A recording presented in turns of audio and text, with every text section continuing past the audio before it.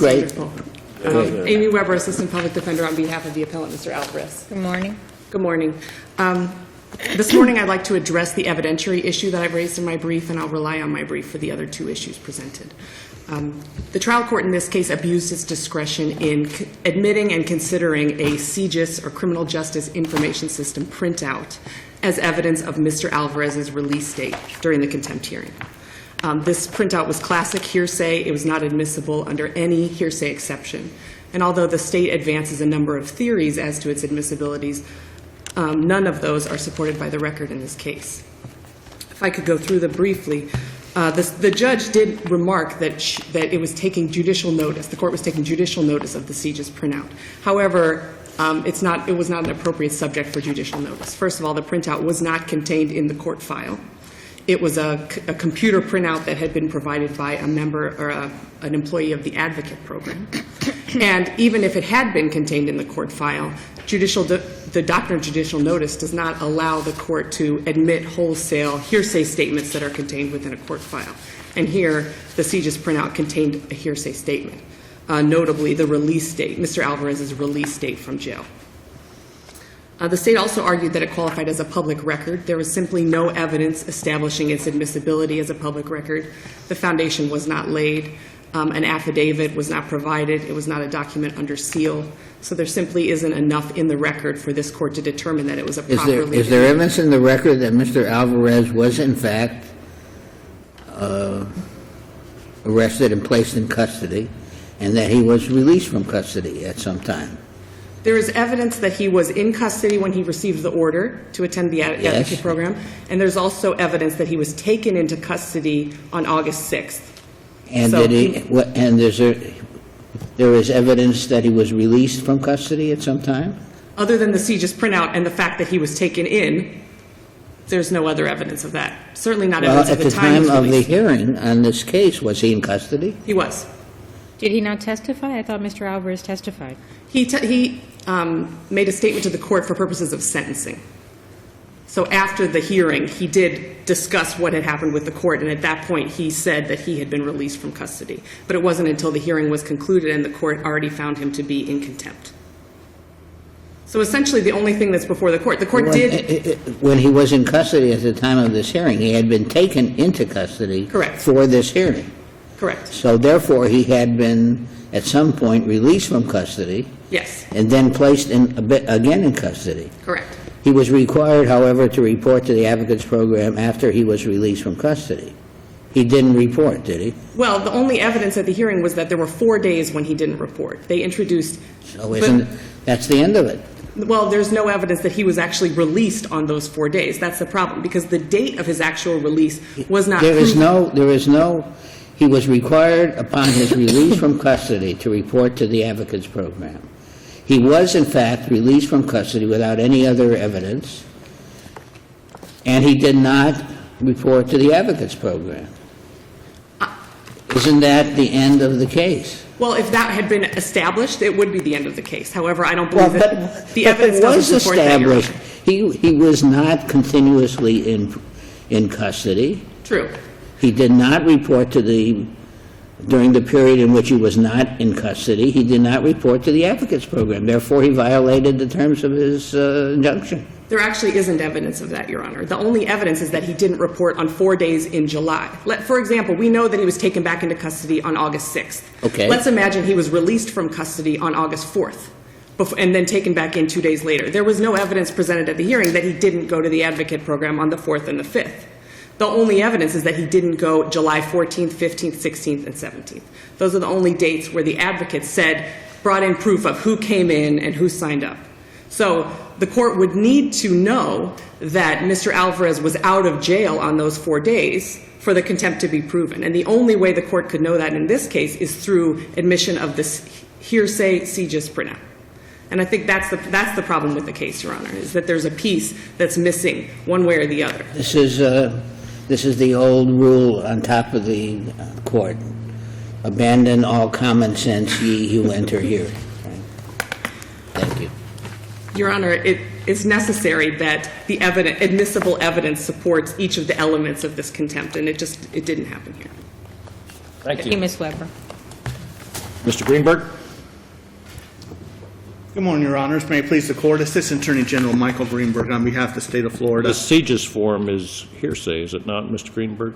It's hearsay, but subject to the hearsay exception of the statute, Your Honor.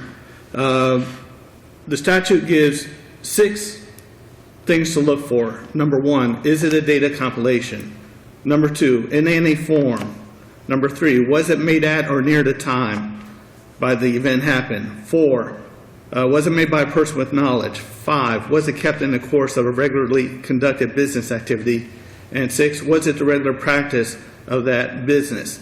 And one other thing, by any qualified witness. It doesn't have to be under seal, okay, as long as it's introduced by a qualified witness, which it was done in this case. It was introduced by somebody in the advocate program, not somebody, or through somebody in the advocate program, not somebody that keeps these records. You had a couple people testify, if you look at the record, Your Honor.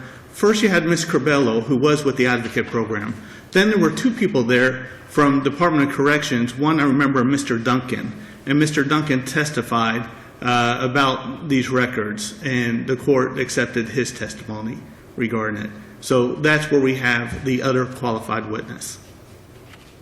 Your Honor, we also talked about the fact that the jail card showed that he was booked on such a date, and I think logic comes into play here. If he was booked, taken into custody that day, then that means that he was out prior to that. This whole situation is the fact that he was ordered to report 24 hours after release to the program, and he just never did it.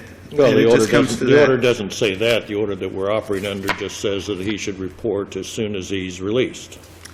Well, there's also the guidance there, and we have to remember, this is Mr. Alvarez's at least 2nd time of being in this situation. There was a prior incident, I believe in February, they went and it said, yeah, he reported within 24 hours. He went to 11 of the classes, but he didn't finish the program, and so he got in trouble for that. This was not something that he wasn't aware of. He knew exactly what it meant to report after 24 hours. Exactly. And if you even look at the form, it's in large type there. You need to report within 24 hours. And so, yes, Your Honor, he was in jail, and that second order realized that. But again, Mr. Alvarez implicitly knew that he should have reported immediately upon his release from jail. You can't hold somebody in contempt for what they implicitly knew, Mr. Okay. You have to tell them either you do this Well, there's no or you're in issue. trouble. There's no issue about his not knowing that he had to report. The only issue is that there is no evidence, allegedly, no competent evidence that he was on the street for in time to report. When we know, of course, that he had to be on the street because he was taken into custody from the street. Right, that as soon as he was released from jail, implicit in the order was the fact that he should have immediately reported. It's not implicit in the We don't order. know when he was. We don't know really, Mr. Greenberg, when he was released, I think unless the CJIS report is allowed into evidence. Correct? that is correct. We don't have to know. But also we we do don't have have the to jail know card. when he was released. We only have to know that he was released and that thereafter he did not report. That's correct, Your Honor. We do have the jail card, that they didn't contest the jail card, and jail card said that he was released on August, that he was booked on August the 6th. So if he was taken and booked August 6th, then logic says that he was out before, and if he was out, Might have been August 5th. I beg your It pardon? may have been August 5th. He may have had 24. He may have had less than 24 hours. Your Honor, Correct. that, What was he booked for? what it was, he violated his probation by that second battery that led to it, and I mean, all you have is this testimony or document from the advocate program that he wasn't there for, that he didn't show for 4 days.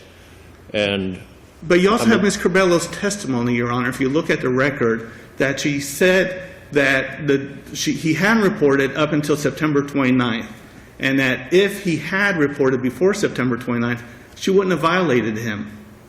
So we know that he was out there and that he hadn't reported as of September 29th. Thank you, sir. Thank you, Mr. Thank you. Weber. Weber, we'll give you 30 seconds. 2 minutes this morning, 2 minutes this morning. I just wanted to address two things that the state brought up.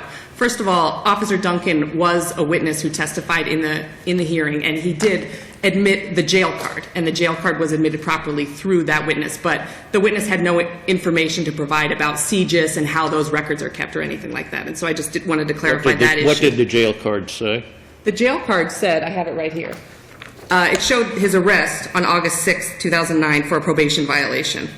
Doesn't show when he was released previously. It does not, and actually that was specifically inquired, the court specifically inquired of corrections, when was he released previously, and corrections didn't know because the jail card does not contain that information. And the other thing I wanted to... There was another jail card. Yes. Which they didn't bring, Correct. which said that. Right. I mean, there would be the original jail card with his original jail number on it presumably would have had the information of when he was released, but that was never introduced into evidence. And that's really the issue in the case. I did want to address briefly also So what would be the remedy? You would want a new trial on the issue? Correct, a new contempt hearing, Your Honor. Exactly. And what is the definition of wheel spinning? Your Honor, Mr. Alvarez is entitled to a hearing where the court follows the rules of evidence and Yes, determines whether or not he but committed we the are contempt. required as an appellate court to do sensible things. I understand. And when the record is reviewed in its totality, it's not, the court couldn't conclude that this error was harmless in any way. I mean, obviously the release date was a very important piece of information. I just wanted to address very quickly. It is not your position, is it, that he was never released, correct? No, I mean, clearly he And must have been released at the somewhere. new trial, the statements that Mr. Alvarez made after the first trial are admissible, correct? I believe they might be, yes. And what would be the no. If I could, Ms. Weber, you haven't got the things going for you that you did previously. You just have it. But you have, don't have the you have a sympathy better factor. thing. You have a better thing. correct. All They were right. never easy on me here, though. Thank you, Your Honor. Thank you.